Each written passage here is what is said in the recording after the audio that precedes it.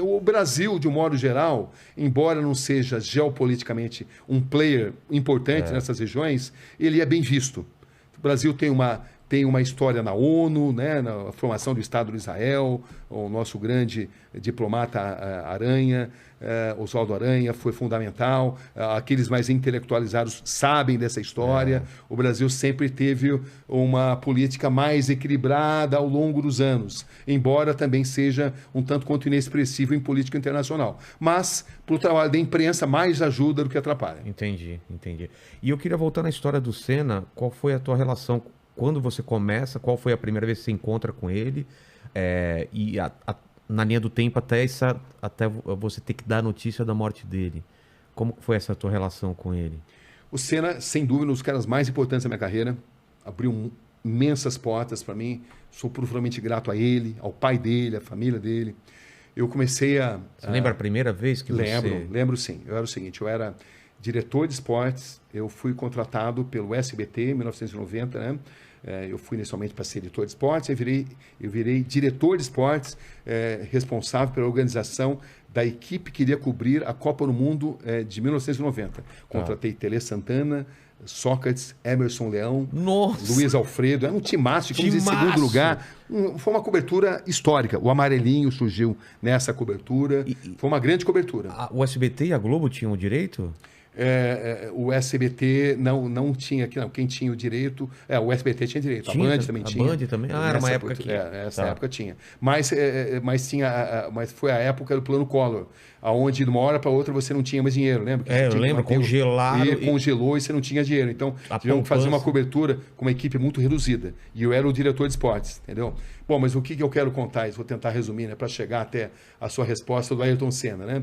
Como fizemos uma baita cobertura, não vou dar os detalhes aqui, porque você quer que eu chegue no Ayrton Senna. Da Copa, né?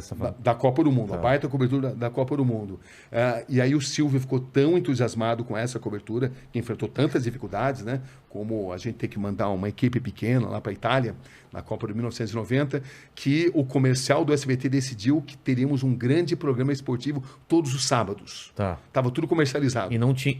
Era uma coisa inédita até Não então. tinha. Por quê? Por causa do sucesso da cobertura de 1990, onde eu fui o diretor de esportes, né? O superintendente artístico era o Luciano Calegari, que era o comandante-geral, o Lucianinho Calegari, que era o filho dele, e fizemos uma grande cobertura, né? Cobertura histórica, lembrada até hoje. Tinha o Luiz Alfredo, o João Carlos Albuquerque, do Amarelinho, o Orlando Duarte, o Ivo Morgante era narrador. Enfim, foi uma cobertura que marcou muito, né? O Tele, como assim, membro da equipe, era fantástico, agregador, Sócrates, o Emerson Leão, que eram personalidades bem assim, diferentes. Bom, mas enfim, vamos chegar no Ayrton Senna. Quando acabou a Copa, então, entusiasmado pelo resultado, começaram o SBT decidiu vender um plano comercial para ter todos os sábados um programa esportivo aos moldes do que o Luciano do Vale, para quem eu já tinha trabalhado, quando o Luciano... Lá na Band? Na Band, quando ele montou a equipe esportiva. Nossa, eu fiz parte da equipe do Show de Esporte. Eu saí da Globo para ir trabalhar com ele. É mesmo? Foi uma história... fantástica. Uma história puxa a outra, né? Então, são 300 histórias, mas é assim mesmo, né? Mas, enfim... Luciano do Vale também, que é outra pessoa também. Nossa, o Luciano foi um cara muito marcante na minha carreira, né? Eu conheci ele na Globo, na Copa de 82, e aí depois ele me fez uma proposta milionária. E ele sai também da Globo, né? Ele sai da Globo, principalmente vai para a Record, depois monta uma equipe, um programa de esporte que tinha 8 horas, e que a gente fazia esporte, mas se falava sobre todos os assuntos. Exatamente. E é por isso que o esporte é interessante, porque cada atleta, ele está inserido num contexto político. Então você faz grandes coberturas políticas cobrindo o esporte. Exatamente. Né? Que é a mística do grande evento. Mas enfim, o Silvio Santos estava interessado em fazer algo... Silvio Santos não, o comercial do SBT, em fazer algo semelhante ao que o Luciano tinha feito na Band. Entendi. Um programa de esporte, só que o do Luciano era aos domingos, ia ser de sábado. 2 semanas antes de começar esse programa, o Silvio... Não, esporte não é a minha, eu não vou... não quero mais. Tudo encaminhado. A equipe contratada, programas prontos, e eu tinha uma matéria sensacional, um furo internacional que eu tinha conseguido. O que era esse furo internacional? É um capítulo desse livro aqui. Qual que é? A grande entrevista com Ben Johnson. Onde pela primeira vez do doping da Olimpíada de Seul. A primeira grande entrevista que ele deu foi para mim. Ele já tinha falado brevemente para a imprensa canadense, mas pelo fato de ele ser um jornalista internacional e de eu tê-lo conhecido em Seul, eu tive uma proximidade dele. Então ele me deu uma entrevista histórica, não só ele, como o treinador dele, Charles Francis. Que foi o cara que o dopou. Que planejou todo o doping dele. Então era uma matéria que ela mostrava pormenorizadamente como ele tinha sido dopado. Nossa. Em detalhes nunca mostrados no mundo inteiro. Essa matéria ia ser a estreia desse programa esportivo. Mas aí o Silvio não tem mais programa. O que eu faço com isso? Então. Bom, esse programa, no fim, ele acabou entrando de maneira avulsa e ficamos assim. Entrou dentro da programação do SBT, entrou na TV Cultura também. Tá. Foi um programa patrocinado pela Perdigão. Mas não entrou como parte de um grande programa, entrou como uma matéria à parte. Fez um grande sucesso na época, né? Mas aí o que aconteceu? A gente tinha que decidir o que eu iria fazer da minha vida, né? Porque a equipe de esportes não existia mais. Não ia ter mais programação esportiva. Alguns meses depois, o Luciano Calegari me chama: Cabrini, você fez um trabalho fantástico, eu tenho uma coisa legal para te oferecer. Eu falei: o que é? Nós temos um programa aqui que cobre os bastidores da Fórmula 1. Era até o Fernando Calmon que fazia, era um cara que cobria a Fórmula 1. E ele fazia apenas com imagens internacionais, a Viz News na época. E falou: você não quer fazer um programa desse aí? Você não, entendeu? Acho que você vai gostar de fazer. Eu falei: olha, eu topo, mas eu quero viajar para os grandes prêmios. Eu já tinha uma experiência em automobilismo. Tinha feito Fórmula Indy com o Luciano do Vale, com um enorme sucesso. Eu lembro, ele trouxe o Indy e fazia um sucesso. Exatamente. Absurdo. Então, nossa, eu cobri muito Fórmula Indy com o Luciano lá, o Wanser Jr., AJ Foyt, 500 milhas em Indianápolis. Trabalhar com o Luciano era uma festa, né? Porque ele era um cara, assim, profundamente otimista. Você jantava com ele, você acreditava que tudo era possível, entendeu? Pelo entusiasmo que ele tinha. E ele era um cara empreendedor, realmente. Bom, mas enfim, então...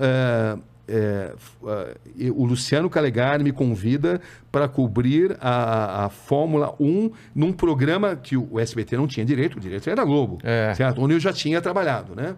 Eu já tinha trabalhado 4 anos, já tinha saído convidado pelo Luciano do Vale, né? Entendi. Eu trabalhei 3 vezes na Globo, no total 12 anos, em 3 etapas diferentes. Tá, você saiu da Globo, foi para Band e da Band... Eu saí da Globo, fui para Band, aí depois fui para o SBT, aí fui para Globo.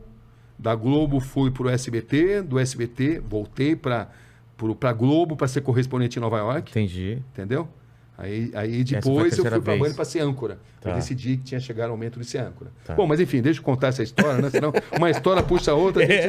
A gente não, muita coisa. É muita coisa ao mesmo tempo. E todas elas interrelacionadas. Cada uma abre uma outra linha de história. Exatamente. Mas enfim... Ele falou assim, mas os bastidores da Fórmula 1, mesmo sem ter... Então ele falou o seguinte, esse programa era um programa feito assim de uma maneira muito precária, porque ele pegava as imagens internacionais e fazia um boletim ali, né? Tá. Quem cobria a Fórmula 1 era a Globo, então era um programa assim, muito fraco, né? Essa que é a verdade. Não por causa do Fernando Calmon, mas pela estrutura que tinha. Mas aí ele falou assim, olha, deixa eu cobrir um grande prêmio? Tá bom, vai lá. Pode ir. Primeira corrida da temporada, Grande Prêmio de Phoenix. Tá. Aí eu peguei, vamos ver o que acontece. Eu fui lá, arrebentei a boca na mão, entrevistei todo mundo, dei furo na Globo, entendeu? Quando voltei, essa foi a única entrevista que eu tive credencial. A Foca, que dava as credenciais, né? Era a FIA e a Foca. A Foca, ela controlava os passos dos jornalistas. Eles me deram credencial, porque a Globo permitiu. Entendi. Mas o sucesso foi tão grande que a Globo... Os cortaram. Aí o que aconteceu? Passei a não ter mais. Aí eu falei, e agora? Como é que faz? Falei, você quer saber uma coisa? Deixa eu viajar, que eu vou fazer o outro lado da Fórmula 1. E eu fiz 1 ano de cobertura da Fórmula 1 no SBT, sem estar dentro sem credencial, às vezes entrando, por exemplo, no Canadá, que era no circuito de Notre Dame, que era um lago ali, barquinho de pedal. Sim. Na Hungria, com credencial do cinegrafista da televisão húngara. Eu dava um jeito. Quando não dava para entrar, eu arrumava uma pauta alternativa. Então eu fui no iate do Nelson Piquet, fui... Em Mônaco? Fui no Mônaco, no iate do Nelson Piquet em Mônaco, na fábrica da McLaren, mostrar como a McLaren fazia os carros do Senna, porque o Senna adorava o meu trabalho. E ele abriu todas as portas para mim. Fui na ilha do Nigel Mansell, passei a ter contato com todo mundo.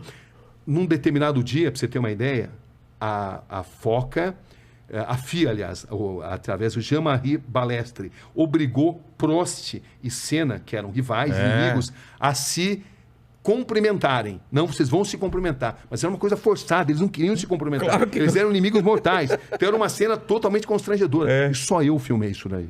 Por quê? Porque o Reginaldo, que é meu amigo, o Reginaldo foi meu primeiro editor na Globo, né? Um amigo grande profissional, grande cara, enfim. Mas ele estava, acho que, num outro momento, ele não pôde cobrir isso daí, né? Por alguma razão, ele não cobriu e eu cobri. Só suas imagens. E o fato é que essa cobertura dos bastidores passou a chamar muito a atenção. Começou a ser a coqueluche da cobertura. Resultado, foram muitas aventuras nisso, né? Sim. Resultado, isso tá no livro, no capítulo do Senna tem isso daí. Resultado, no final do ano, a Globo fez uma proposta irrecusável para eu voltar para a Globo como correspondente em Londres. Aí... Apoio Uber. Trabalhamos para reinventar a forma como o mundo se locomove. Seja um motorista.